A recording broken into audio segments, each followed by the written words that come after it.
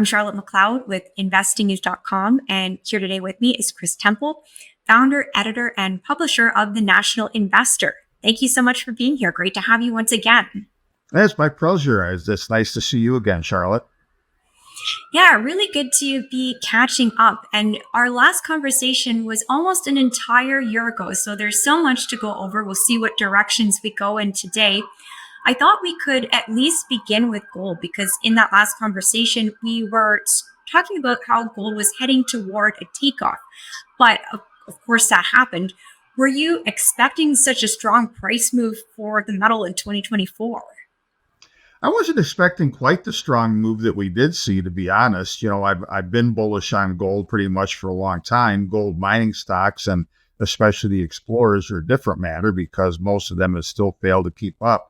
But there's a lot of reasons why gold went up. It's the some people that are old enough in our audience will remember that years ago, the 7-Up soft drink used to sell itself as the Uncola. Well, gold is the uncurrency. It's not a fiat currency issued as debt. It's real money. And there's been a lot of demand for it, as a lot of our readers, I'm sure, have seen, from foreign central banks, foreign governments, etc. The interesting thing about it all, it wasn't until about mid-year this past year when you started to actually see the beginnings of net buying of gold and gold ETFs by Western and chiefly U.S. investors. Much of this rally that took us up to $2,800 plus for a while has backed off a little bit as we're recording this.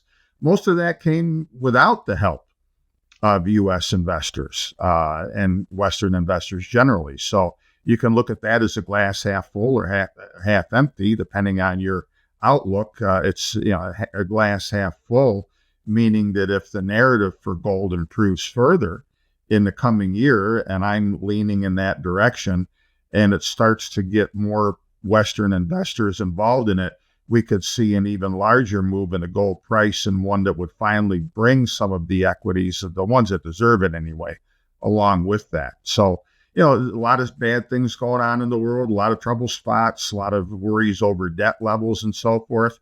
And the interesting thing on that, Charlotte, real quick, is that it was noteworthy to me that a lot of gold's move in the last few months, before it sold off a bit after the election down here, was despite a still strong U.S. dollar and despite long-term interest rates staying higher than people thought they would.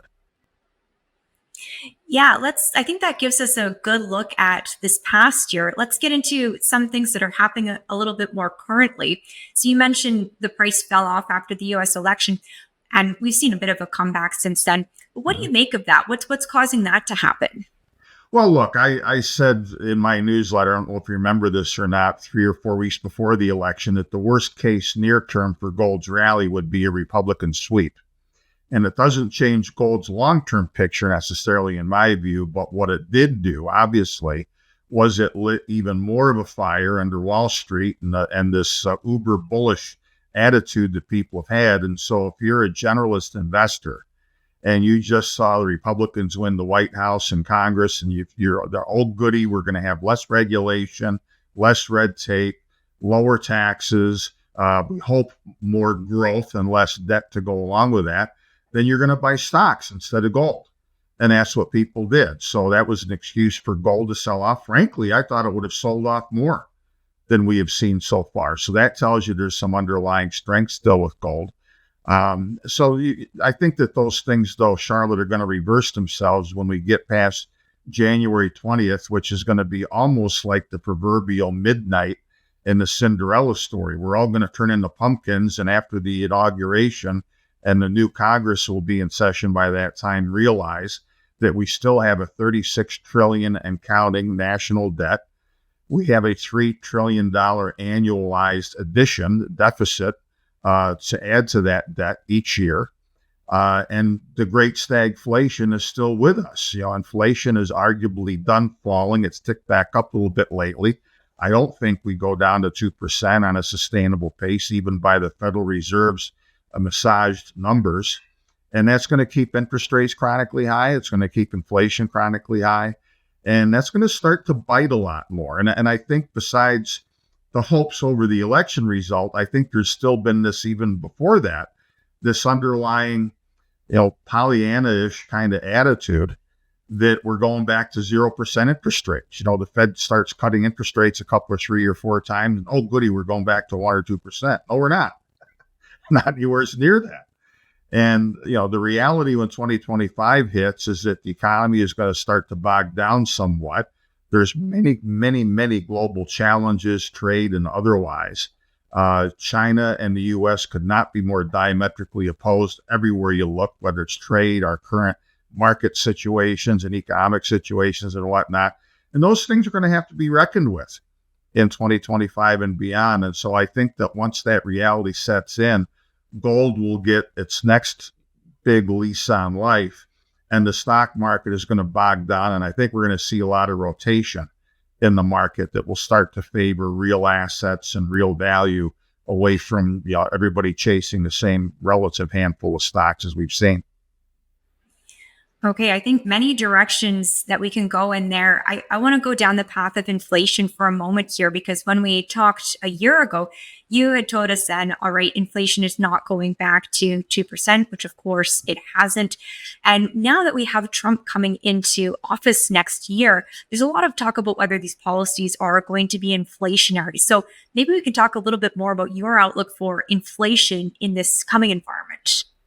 Well, we need to go back to where this last big bout of inflation the last few years started. And like the late Milton Friedman famously said, inflation is always and everywhere a monetary phenomenon. People need to remember that from the fall of 2019, when the Fed was starting to add money aggressively back to the system, to when they really threw caution to the wind in 2020 because of the excuse of COVID, during that time, and I think it ended about early 2022-ish time frame, the Federal Reserve in 2.5 years, however you want to measure it, created about 30% of all of the U.S. dollars ever brought into being in the entire nearly 250 years of the U.S. of A. So when you create that many new trillions of dollars, especially against the backdrop of an economy for a while that had been put on ice, you're going to have inflation. Everything goes up in price. The fact is that despite the Fed belatedly, and frankly not enough, trying to mop up the inflation that it unleashed, you've still got money supply growth right now accelerating again. It has been for over a year. And if you go and look at a long-term chart, and I've used this in my newsletter several times in the recent past, we are still way above what the long-term trend growth for the broad money supply is. So that is reason number one why inflation is going to stay with us for a while. Maybe it won't go back to 9 or 10% again, but neither is it going to go down below 2% and stay there. There's too many reasons why it's going to stay up. Secondly, you've got the tariff policy. If the president-elect Trump and Trump 2.0 is going to follow through with most of this stuff. And regardless of what the apologists try and say, and regardless of the fact that there are legitimate uses for tariffs, everybody knows that when you add this kind of a tax on imported goods, it turns out the same way as any kind of a tax that you add onto manufacturers or wholesalers or distributors. It gets passed on, at least to some extent, to consumers. So that's going to be the bad part of it, Charlotte, because that also is a regressive tax. It hits people who are consumers more so. And by virtue of that, will, all else being equal, tamp down economic activity somewhat. So we'll be back to this great stagflation kind of environment where prices are rising, but it's tougher to make ends meet. People start spending less, and the overall economy suffers as a result of it. And aside from that, you frankly have a lot of things where structurally the world has changed. Labor and wages are a lot higher these days than they were for a lot of years. That's here to stay. Nobody is giving back the wage gains that they won in the last 2 or 3 years. And frankly, in order to have the economy move forward in areas where it needs to, where it comes to our energy situation where it comes to reviving our mining industries, where we need all of these new jobs and new technologies and development stage mines brought on the mothballs and produced and so forth. All of that requires highly skilled and well-paid labor as well. And in order for these things to be produced, you're going to have to pay higher costs and higher wages. So the math just does not work for anybody. And it's not just Donald Trump. I mean, I said before the election that no matter who wins, they're going to be inheriting what I call the Carter curse. Jimmy Carter has the worst bum rap of any president in my lifetime, because when he came into office, the inflation of the 70s was already unleashed. He didn't start it. Richard Nixon and Nixon's Fed Chairman Arthur Burns were responsible for that. Carter happened to be in the wrong place at the wrong time. And so President Trump is going to be, unfortunately, enjoying, and I say enjoying loosely, that same dynamic, that he's already got the math stacked very much against him. And he's going to have to think and act outside the box to not be consumed by high debt and the interest costs and have that pretty much hamper anything he wants to do in a positive way. Yeah, I think it's really important to have that historical context, to remember to look back into the past. To what extent do you think Trump will be able to follow through on the promises he made, or he has made? Because you mentioned he's going to have to think outside the box. No. Any thoughts there? Well, let me talk about a couple different things, and I've been talking about a lot of things recently. We can talk about others, but first of all, and here again, I think that I heard a commentator who's a Republican analyst say this just in the last couple of days. I think Republicans need to start dialing back expectations. Everybody, when they run for office, Donald Trump included, makes promises they can't keep. Were they sincere when they made them, or just blowing smoke to try and get votes? That only they know that for sure. But one example, and this gets back to the inflation subject, Charlotte, that he promised multiple times during the campaign that in the first 12 to 18 months, he's going to lower energy costs by 50% for American households. That is another mathematical impossibility.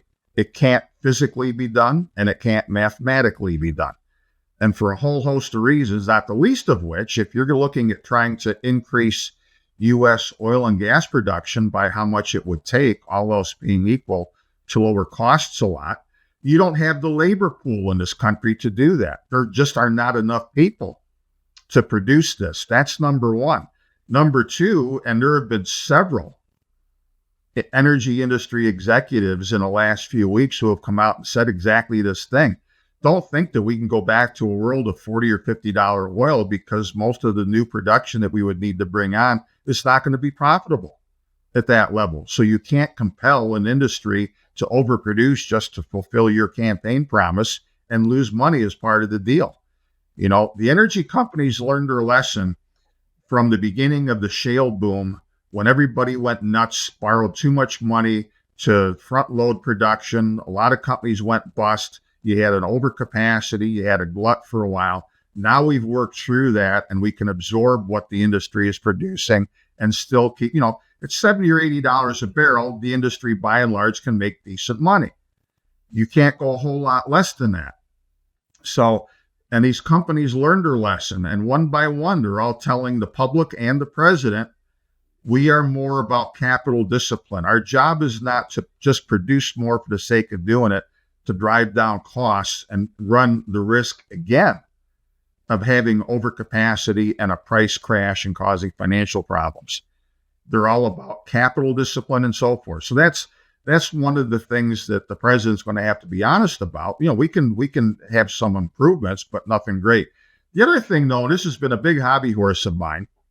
And as I said before we recorded, it's one of the reasons I didn't make it, unfortunately, to see you and everybody else in New Orleans recently, is because I'm staying home working on a few things, one of which are some public policy things. I would encourage people to look at the website NIB Coalition. That stands for National Infrastructure Bank. Okay. One of the risks that Donald Trump has right now, the biggest risk going in, is that he's going to get into a public spat with Fed Chairman Jerome Powell over the level of interest rates. And I just put something out again on my social media account. You're going to see a lot of this in the coming weeks from me. You know, Trump conspicuously, when he was in the Oval Office in his first term, had a picture of President Andrew Jackson over his shoulder. And so I have said in a few different ways and contexts, somebody needs to remind him what President Andrew Jackson's attitude was towards central banks. And he needs to get it through his head that his administration does not have to be hostage to the Federal Reserve. So if he doesn't think outside the box, and he can look at things like a national currency outside the Fed, Robert Kennedy, who's in his inner circle, his uncle did that once upon a time when he was president. He can look at public banking. He can look at other forms of interest-free banking and public sector financing of infrastructure and energy and a whole bunch of things. If he does that type of thing, he can do basically what I've called an end run around the Federal Reserve, and his administration will be a success. Don't forget, Charlotte, that in his first term, he made all kinds of promises about what he wanted to do, and rightly so, to fix and repair and augment our decaying infrastructure in so many ways, which has only gotten worse in a lot of the old industrial states. Our power grid is a shambles and very vulnerable to cyber attacks and bad actors and everything else. Now we've got all of our energy needs for nuclear power, for all of the other green needs, and as well as for just electricity and whatnot generally. These things all need to be funded. And if he allows himself to be hamstrung by the markets that are run by the Federal Reserve, where somebody is going to come and say to him, well, we really can't do this, it's going to add too much to the debt. Well, where is it written in blood that we have to do this in a way that adds to the national debt? Why can't we have something like a national infrastructure bank and seed that initially with a small amount of public money, and then turn Wall Street and the private sector loose at funding and securitizing all kinds of things we need? You won't be adding to the federal debt doing that, but you will be broadening the economy, broadening the tax base, meeting all kinds of public needs that we have, providing millions of good-paying, higher-paying jobs than people have right now, doing all kinds of job training, like I said before, where we don't have the workers for copper mines that need to come on board, for more oil production and gas production and so forth. All of those things can be done if he's got the wisdom and the courage to think outside the box. If he doesn't, I'm telling you right now, his presidency is going to be a failure. Okay, that's very interesting. I'll leave the link to the website you mentioned in the video description so that people can check that out if they would like to. So Trump should really be trying to detach himself from what's going on with the Fed, Jerome Powell, not get in any spats there, even though it looks like that's already building up. I will ask you, even though you want to see him get outside of that, I will ask you how you see the Fed moving forward in this inflationary, stagflationary environment that you see coming. Because it seems like, so this year we got our 75 basis points worth of cuts so far. Looks like we'll get another 25 in December, but they seem to have shifted their focus to the employment. So what do you see going on with the Fed? Well, they have. You're right, Charlotte. They have shifted their focus somewhat, and assuming they do follow through with another 25 basis point cut the week before Christmas, which is more likely than not, they've given several strong hints that after that, they're going to sit on their hands for a while and see how things evolve, because they have seen inflation bubble back up again. They have been subject to some criticism that they should not have moved as aggressively as they did, quite as quickly as they did. It really wasn't necessary. You know, when the U.S. economy is going to grow at roughly 3% GDP in a fourth quarter, which is what Trump's incoming Treasury Secretary says his goal is, so we're already there, okay? When you've got that, when you've got not only record highs on Wall Street, but renewed speculation, this is starting to get pretty stupid. The magnitude of these rallies and whatnot that are just based on the greater fool theory, you know. And granted, and I've pointed this out to a lot of people, the U.S. more than ever right now is the prettiest horse in the glue factory. You know, we've got a better economy, better markets, all the rest of it. Europe is a basket case. China is in full-blown deflation, which is going to be a big problem for President Trump come next year, when it comes to trade negotiations and a whole host of things. And, but we're opposite of that. So the question is, look, the Federal Reserve still to some extent is the central bank of the world, because if the dollar is too strong and interest rates are too high, emerging markets are in trouble because they got a lot of dollar denominated debt. So the Fed does need to look to that. But if you look at just the U.S. in isolation, there was no good reason to start lowering interest rates yet. The economy is not weakening that much. I do think, and I have said in agreement with some others, that the headline growth numbers overstate how strong the economy is. Because if you talk to the average household in America, they feel the pinch. They feel a recession. They feel that prices are still rising too much. Even the garden variety retailers, a lot of them are reporting that consumer habits are changing. They're buying less. The typical bill at a restaurant is less. The amount of money that people buy in a trip, even to Walmart, is less than it has been. So that is happening. But we're in this quandary. And again, it's one of the Fed's own making. We wouldn't be in this mess had they not gone so nuts on money printing from 2019 to 2022 in the first place. Right. And I think this is starting to come through as we talk about the economy. But I was looking back at many of my conversations from the beginning of this year, and recession in the US was such a common topic at the beginning of 2024. What happened to that? Are we still heading toward recession? What do you see there? The problem, Charlotte, is that a lot of these economic formulas not only are kind of skewed to begin with, but they're not as relevant as they used to be. If you have a stock portfolio, if you're, maybe in the upper 1/3 percentile of income earners in America, you're getting by just fine.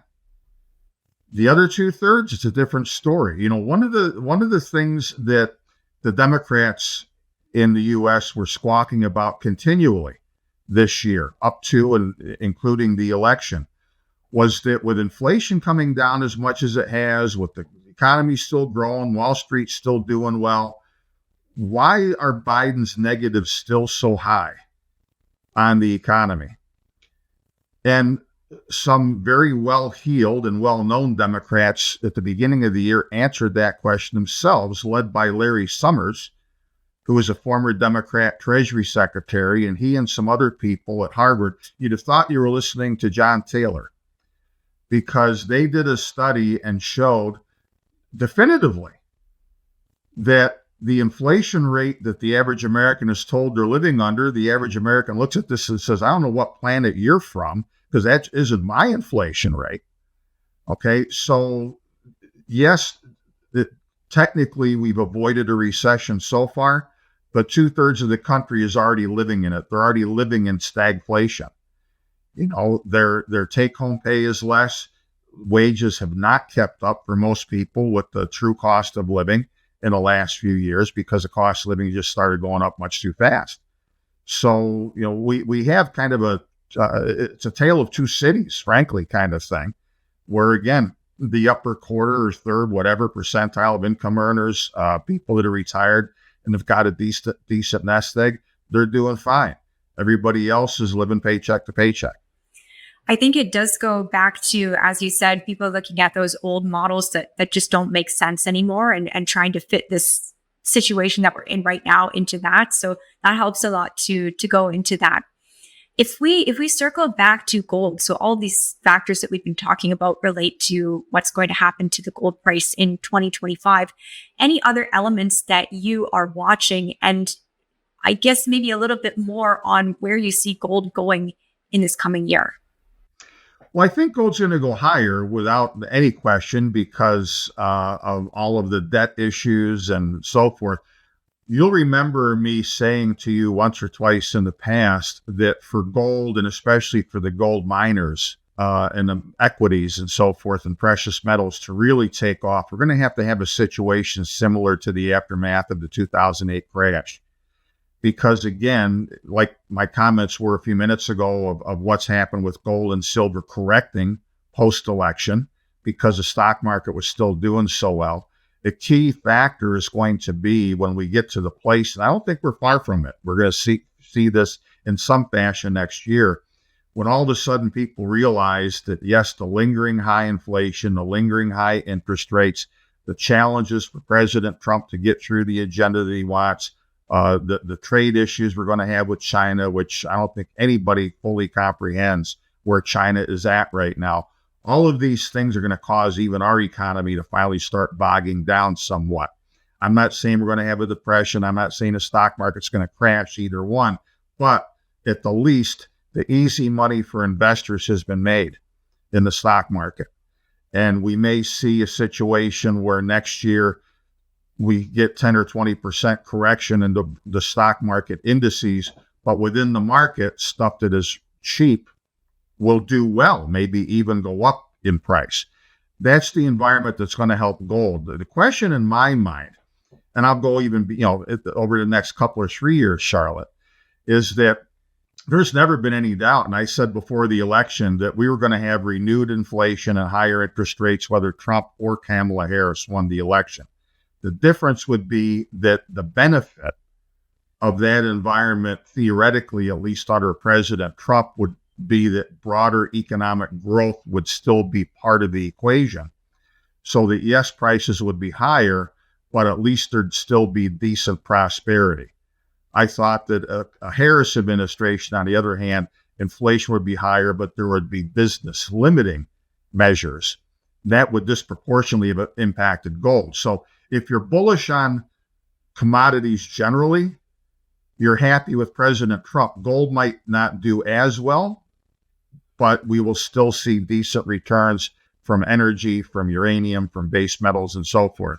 A Harris administration, we would have seen gold do disproportionately better, in my view. So I see everything going up in time.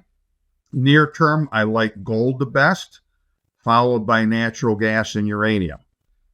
But I'm still a little skittish about big allocations to base metals and battery metals, because there are more reasons than not that they're going to stay contained for a while. Okay, let's go over then and talk about those commodities that you are most bullish on. And I'll start with uranium, because it's one that we've spoken about before. I remember last year you're telling us this is the commodity with the most bullish setup at that moment. So I was going to ask you if you felt the same right now, because we had, of course, a very successful start to the year for uranium, and now we've kind of leveled off, at least in terms of the price. So what do you see coming there, and how are you getting exposure right now? Well, look, the uranium price bottomed a few years back at well under $20 a pound. We went up to about $120 a pound briefly, and now we've been back around 80-ish or so, bouncing back and forth around that level for most of this last year, after, as you said, a good start to the year. What's surprising to me right now is that despite the uranium price itself, the spot price having dropped a lot, most of the good equities in the ETFs are still near their highs where uranium and nuclear energy are concerned, because it shows you that strong hands realize that this is going to be a generational bullish move for uranium and nuclear energy. Frankly, especially after this latest Russian embargo of enriched uranium on the U.S., which came out in the news just in the recent past, I would have thought that the spot price would have reacted more than it did. I believe it still will, because when you look at the prices for enriched uranium, they are at new highs, even though the spot price is not kept up. So my view very much, Charlotte, is that in a couple of years from now, we're going to be looking at a uranium price of $150 to $200 a pound. And there's not going to be enough still to go around, because now we're adding a lot more demand down the road. Everybody and their brother in the world, and properly so, is understood that uranium and nuclear energy are the best means to achieve lower carbon emission goals from energy. We have an insatiable appetite on this power for electricity that only is increasing as time goes on, and it's simply the best avenue to take. And it's not going to hurt the uranium price necessarily, because when you compare nuclear power plants to coal-fired or gas-fired ones, the cost of the uranium fuel itself is a much smaller part of the overall cost of running a nuclear power plant. So the market will bear a much higher uranium price to accelerate production, which is necessary. So I still love the setup. I mean, to me, the bullish setup for uranium now at $80 is as strong as it was at 20. Right. And I think I remember before you were looking at companies, not necessarily the Camecos, but more of the later stage development, early producer type of companies. Is that still your focus? I think it is. In the U.S., of course, the two big fish, as I see it at least, are Uranium Energy Corporation and Energy Fuels. You've got a couple other ones, Encore and Next Gen, coming on, and in our part of the world, there is still some production capacity that needs to ramp back up with all of the above, including even Cameco for that matter. And that'll happen over the next few years. And then you start to look farther down the food chain. I've got my eyes on a couple of companies right now that I'll probably be adding next to my recommendations, where they're not in production now, but they're nearing development stage. And they'll be the ones after Cameco and UEC and Energy Fuels and the rest are producing at capacity, and it's still not enough. These will be the next ones. So I am looking down. Yeah, it's not going to be imminent.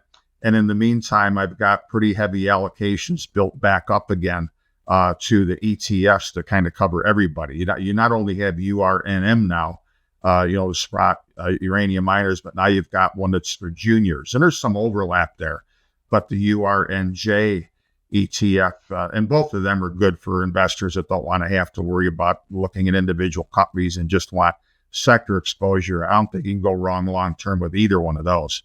Okay, I think that's really helpful. And just one more question on the price, because I know that people are wondering when we're going to break out of this current range that we're in. And of course, you said you see it going much higher. Is there a specific trigger that you're looking for that would kick it off, or is this going to be more of a gradual increase over time? I'm not ashamed to say it beats the hell out of me, Charlotte. I mean, when that Russian news hit, I would have thought, sure, that would have done it. And the crazy thing was, if you were looking at the prices of all these different things, the stocks, the UECs and the Camecos and the Energy Fuels, they all had big pops. The uranium price went up a few bucks and then gave it right back. So I don't get it. And especially with enrichment prices hitting new cycle highs. Because again, you don't take raw uranium and put it in a reactor. You've got to have it enriched, and that's where one of several areas in which the U.S. is kind of slow getting back into the game is that we haven't had enrichment capacity in this country for a lot of years, but we're trying to scramble to get it back quickly. And one topic we could talk about all day is the one that President Trump has selected, who's going to be running pretty much all of this stuff, and he's going to see to that. Yeah, okay. I think that helps me to know that you're also looking at this and wondering, okay, what on earth is going on here? Anything you would add on Trump's energy secretary appointment or recommendation? We have Chris Wright coming in. We know that he's an oil and gas executive. That seems like it would bode well for the sector. But I'm also hearing that he knows about uranium as well. He seems to be a fan of nuclear power. Any investment considerations with that development? Well, Chris Wright is a great pick, but I'll tell you what, far more important in the grand scheme of things for all of America's energy needs and our national security and so forth is the selection of Doug Burgum. Doug Burgum was nominated to be the Interior Secretary. So right out of the gates, the agency, being Interior, that deals with permitting and all these kind of things, you can't have a bigger change from the outgoing administration and their attitude to keep things bottled up and so forth. It's going to be a very different attitude under Burgum.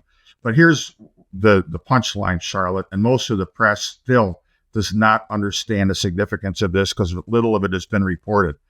Not only is Burgum going to run the Interior Department, he is going to be a super czar, if you will, who will oversee energy and the EPA and the Interior Department and the agencies, all of whom have got anything to do, whatever, with permitting, with environmental issues, with all of these different things, not just for energy, but for metals, for mining, and all of that. Last but most important is that Burgum will be on the President's National Security Council. It wasn't a mistake the other day, or just some steward or waitress's seating arrangement when you saw your prime minister down here at Mar-a-Lago sitting next to Trump. And who was at the table? The three most important cabinet positions to deal with trade and mineral security and energy and so forth, Doug Burgum being one of them at the table, along with Trump's likely national security advisor and his commerce secretary, who is also Trump's transition chair. So Burgum is going to have a much, much, much larger role in all of this than has been reported. And it's going to be great. I mean, he will pick up where Rick Perry, the energy secretary in Trump's first term, left off, with an aggressive, all of the above energy strategy, nothing ruled out. So we will still have electric vehicles, but without the $7,500 consumer sweetener to try and get people to buy them when they won't otherwise. And I think we're going to be surprised by some of the things that are going to come as a first matter to make sure that we've got the kind of incentives to get the materials out of the ground and through the food chain of processing and so forth before they become an electric vehicle or a power plant or another kind of vehicle or whatever. So these guys realize that it's very much a national security issue as much as an economic one to have a guy like Burgum overseeing all of these different things. Okay, you went in a different direction than I expected, so that's really helpful to me. I think that's probably under the radar for other people as well. It is. Oh, yeah. Okay, so all of the above energy, that's something that I'm really hearing a lot more about lately. And I want to go back to natural gas because you said that's one of your favorites right now. That's a market that I'm less familiar with. I'm pretty okay on the mining side. When we get into oil and gas, a little bit less familiar. So the case for natural gas, if you could tell me what you're looking at there and what you're doing to get involved. Well, look, the demand side for natural gas has really killed the price. I mean, we had a period several months back where we had the lowest natural gas price, the so-called Henry Hub price, in something like 30 years. For a short time again up there in Canada again through the summertime, producers were getting almost nothing for natural gas. They were at multi-decade lows for what they were getting. And a lot of that is because you've got very strong production. And of course, as the U.S. has added oil production, you've got associated gas production with that as well, or natural gas liquids. But between the U.S. and Canada both, our export industries are about to take another big leap forward to meet the demand for natural gas in other parts of the world, Europe and Asia chiefly. And I just think that, when you consider, too, that more so than with oil, what's the old saying? The news of fossil fuels death has been greatly exaggerated. It's going to take many, many years to have nuclear energy and what legitimately there is of solar and wind power. They're going to move the needle enough in meeting demand so that we can actually see a reduction in the need for natural gas. Until then, we still have net gains and net demand increasing for natural gas year to year. Lots of supply in the recent past, which has kept the price down, but part of that was courtesy of two abnormally mild winters in a row, both in Europe and in the West, and the Western Hemisphere here. And is that going to continue? Are we going to get a third year of that? If we do, then the price is going to stay low. But I think that long term, the stars are aligning for a much higher threshold price for natural gas because demand is so insatiable. So, I think you see instead of $2 to $3, we were a little over $3 recently with this cold snap that we had, in recent days here in North America. Natural gas ran up to $3.50 or something like that, sold off to $3. It'll run again ahead of the next cold snap. And with a lot of volatility in between, I think I've seen a lot of things, and I'll be talking about this in the National Investor shortly, where I think that by next summer or certainly by ahead of next winter, all else being equal and without any surprises, good or bad, we're going to be at a $4 to $5 threshold price going forward. Don't forget about India. India is going to be a huge consumer of natural gas. That's the new China when it comes to growth. It's going to be a different animal than China was, because India is not going to be the manufacturing and export center like China was, but they are going to be a big consumer of a lot of things that they need just for daily life. And natural gas is going to be near the top of the list. And with natural gas, is this one where right now you can kind of buy the larger players and that's a good place to be? Or would you look further down the food chain? Look, even a lot of the majors and diversified companies, when you look at them fundamentally based on their earnings and dividends, you got some really cheap stuff out there. I mean, I've been a big advocate of the infrastructure and pipeline companies for a while. I'll give you one stock that has amazed me, but it's emblematic of the whole sector in North America. You look at an Energy Transfer Partners. ET is their symbol on a New York Stock Exchange. I think it was about 3 years ago, the stock was $8 or $9, and I said, this pound for pound is the best of the bunch of all of these master limited partnerships and pipeline type of companies. Now it's not 9 anymore, it's 19 and something like that last I looked. And they've raised their dividend once or twice a year, even going from $9 to $19. The dividend is still 7%. And they're minting money. And they just brought in some accretive transactions or acquisitions as well. Canada, I've got a couple companies on my recommended list in Canada that suffered temporarily in the market with the dip down in the natural gas price this summer. But I mean, you've got some solid companies, and as cheap as the big and even mid-sized and smaller producers are in the U.S., they're cheaper still fundamentally in Canada. Because Canada, when there were bad times in the oil patch and energy, suffered a lot worse in relative terms than the U.S. did. So I love the theme going forward of positive cash flowing, high dividend paying Canadian companies. I've got a couple of them on my list now. I'm going to be adding more, because one of these days, despite the strong U.S. dollar right now, the whole world is going to realize that we need a lot more energy, a lot more copper, a lot more nickel, a lot more uranium. Canada will benefit disproportionately from that, and especially when you get better leadership in your country. And the potential of Canada's economy is met. I'm telling my U.S. investor friends right now, look, you're buying Canadian energy companies fundamentally and currency-wise both for a third off. 3 years from now or so, or 4 years from now, when the Canadian dollar is at parity, again with the U.S. dollar, you're a U.S. investor, you just made 40% besides what your dividends have been and everything like that by buying a Canadian stock right now with U.S. dollars. Okay. So any U.S. investor who's bullish on energy, they should be doubly bullish on Canadian energy. Okay. That helps me a lot to get a handle on this sector, just starting to learn more about it. So thank you for that.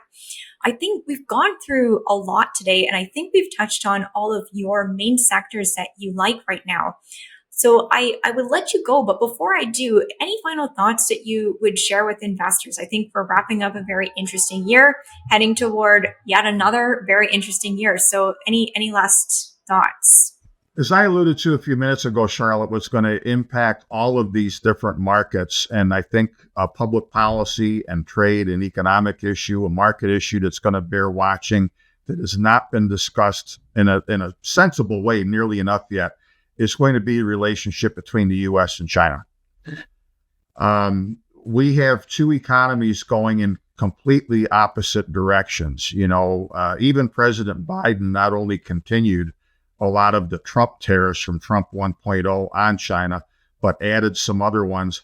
Look, the whole tariff thing, I think, is a sledgehammer. President Trump's going to have to get into office and figure out that he cannot use a sledgehammer because he's going to make a bad situation worse. He needs to use a scalpel and use tariffs where they should appropriately be used. He loves to make comparisons between himself and President William McKinley once upon a time in the U.S. at the beginning of the Industrial Revolution, who used tariffs in a good and judicial and targeted way to protect U.S. industries that were emerging in those days. Now, let me point something out. This is one of many examples. We could talk all day about just this. We've got China, because of cheap labor, because of cheap raw materials, and now because of dramatic oversupply. I mean, you've got in parts of the world these BYD electric vehicles that are sold for cheaper than anybody else on the planet pretty much can sell EVs for, sitting on docks. They're not being bought by consumers. Okay? So if you're the U.S. and you want to have your own, or Canada, you want to have your own from the ground to the showroom floor EV industry, and you build your own EVs and the batteries that required to run them and so forth, you cannot mathematically compete with China. So what do? You tell consumers, all right, for the next 5 years, until we get our act together and costs down and whatnot, and we can sell an affordable EV, you can't buy any, period. Okay, and I'm oversimplifying this to make the point. Or do we say, okay, we'll let some in from China, but in return for exports of things that we do produce right now to China? Do we do that? I mean, in the last year he was in office in Trump 1.0, the president was bragging about this, what he called at the time, phase one trade deal with China, where, among other things, China agreed to buy $200 billion more of U.S. goods that we do produce back then. You know how many that they've bought to this day? None. China with the rest of the world has a $1 trillion trade surplus. You do not fix that overnight or next month, or frankly, in the next 10 years, you might start putting a dent in it. And so what the president's going to have to do, because he's going to lose any trade war he gets in with China, and frankly, the American people are going to lose. He needs to, again, and this goes back to thinking outside the box, he needs to have smart people around him figure out, okay, what do we need to do to have a crash emergency course to build the industries and restart or start the mines that we need to do in this country to replace what we're not getting from China. Because we need this stuff one way or the other.